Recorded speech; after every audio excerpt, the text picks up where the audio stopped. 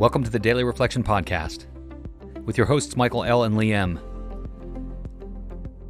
On this show, we strive to provide inspiration through interviews with members of the recovery community, through the lens of the Daily Reflection book. Each day, a new inspirational passage and a thought for the day. Maybe it'll help you keep focused on recovery, give you some inspiration. Today is February 14th, and Lee and I are discussing the concept of expectations versus demands. We'll get to the show in a minute. Before, I'd like to ask a favor. If you're listening on a podcast network like Apple Podcasts, for example, they give you the ability to hit the subscribe button and make sure that you don't miss an episode. Also, if you could provide a rating, they give you a 5-star rating system in Apple Podcasts, but there are other rating systems as well. If you're listening on YouTube, you could subscribe and hit the thumbs up. But ratings give us feedback, let us know what you're thinking so we can continually improve. And it also helps us appear in the search engine rankings so more people can find us. Greatly appreciate it. It means a lot to me. Thank you so much. I hope you enjoy this episode. Hey, Lee. How you doing? I'm doing great, Mike. How are you? I'm doing great as well. Today is February 14th, and I'm going to get us started with the daily reflection for today. How's that sound? Sounds perfect. Expectations versus demands. Burn the idea into the consciousness of every man that he can get well regardless of anyone. The only condition is that he trust God and clean house. Alcoholics Anonymous, page 98. Dealing with expectations is a frequent topic at meetings. It isn't wrong to expect progress of myself, good things from life, or decent treatment from others. Where I get into trouble is when my expectations become demands. I will fall short of what I wish to be, and situations will go in ways I do not like, because people will let me down sometimes. The only question is, what am I going to do about it? Wallow in self-pity or anger? Retaliate and make a bad situation worse? Or will I trust God's power to bring blessings on the masses? Or will I trust God's power to bring blessings on the messes in which I find myself? Will I ask Him what I should be learning? Do I keep on doing the right things I know how to do, no matter what? Do I take time to share my faith and blessings with others? That's a good one. They're all good. They're all good. This one hits, though. Expectations. I'm an expectation generation machine. Yeah, I think expectations are pre-planned resentments. Yeah. And, at this stage of sobriety anyway, that not attaching to outcomes, like not having, when I get attached to the outcome that I want to see, it creates stress and anxiety in my life. Mm. When I can sorry, go ahead. So how do you deal with that?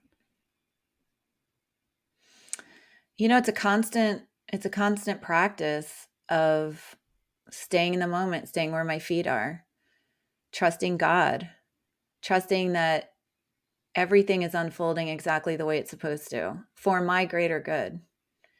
And that's just, something I've learned by practicing over and over again, and by walking through life sober for a few years, recognizing that so many situations that I wanted to turn out a certain way didn't, and it turned out even better than I would have potentially, hoped for.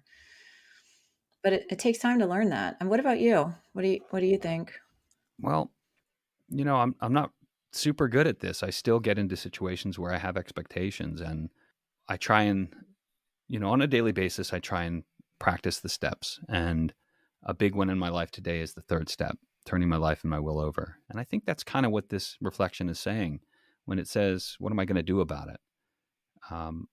In all parts of my life, what am I going to do about it? I'm going to go to the program, and I'm going to go to my higher power, and I'm going to ask for guidance, and I'm going to ask for acceptance. And I don't know about you, but 417 is dog-eared. And, that's the page of the book where it talks about acceptance being the answer to all my problems today. When I have massive expectations about any given situation, it's because I haven't accepted that it's going to be the way it's supposed to be in literally every case. There's nothing that happens in God's world with, by mistake. So, I mean, that's helpful, but it's not a 100% solution, because I still, in many cases, pull back my will, and I still ride on those expectations to the place of where it mentions here, wallowing in self-pity, anger, retaliation. But the beautiful thing about it is that, I don't get very far these days. I get maybe to the evening, and sometimes to the next day, where I practice the 10th step, and I look at my behavior from the previous days or several hours, and I look at where I've been selfish and self-centered, and, not thinking of others first. So that's kind of how I deal with it. And man, what a beautiful program for living. Like, it's a framework for a really successful life, don't you think? Oh yeah, I mean, it's, certainly a framework for a successful life that I never had before, because before, you know, I was literally self-will run riot, like just spinning around. I like to describe myself as a pinball in a pinball machine, just bouncing off of my emotions or bouncing off of fear, and just, butting up against something and then reacting and taking action, and trying to pre-plan everything. And, now, like you, I think I still do attach to that sometimes. But it's the pain that kicks me back into, like, I know what to do. The tool is pray, ask God to show me the way, ask God to give me the intuitive knowledge of what to do. Trust that I'm safe no matter what. But sometimes I don't do that until the pain of what I am doing hits me. So Mm. sometimes I'll feel some anxiety, or I'll feel some fear, and then all of a sudden I realize, okay, wait, this is me trying to control something, you know? Do you feel like you have other tools besides relying on your memory, or just remembering to turn it over? I check in with my sponsor pretty regularly. I have women in the program that I trust, that hold me accountable. I tell everything to them, most things anyway.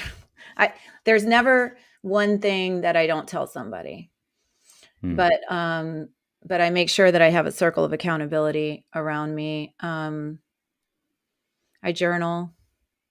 I check in with myself.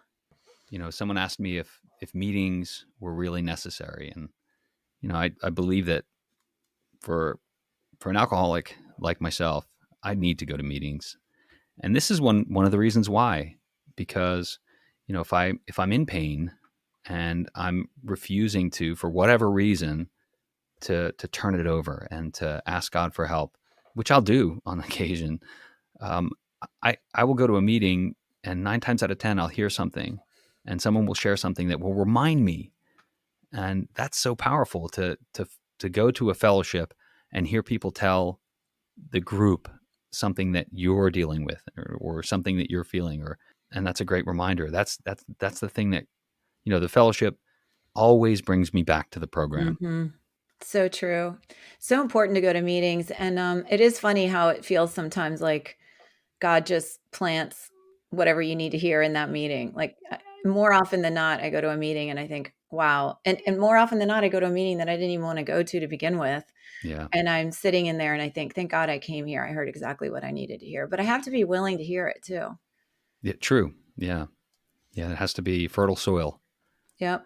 I have Yeah. to be open-minded and, willing to think that I don't have all the answers. Anything else we need to tell the audience before we wrap up? I think we need to tell them that it's Valentine's Day and they should have a great day. I don't know. Yeah. It is Valentine's Day, and I hope you're all enjoying it. Be good to your loved ones, and if you don't have someone very close to you, be good to yourself. Enjoy Valentine's Day today. And if you want to join us online, you can find us at facebook.com/groups/Daily Reflection Podcast. You can find us on Twitter at Daily Reflector. You can find us on our blog. We write about recovery at blog.dailyreflectionpodcast.com. Thanks, everyone. Have a great day.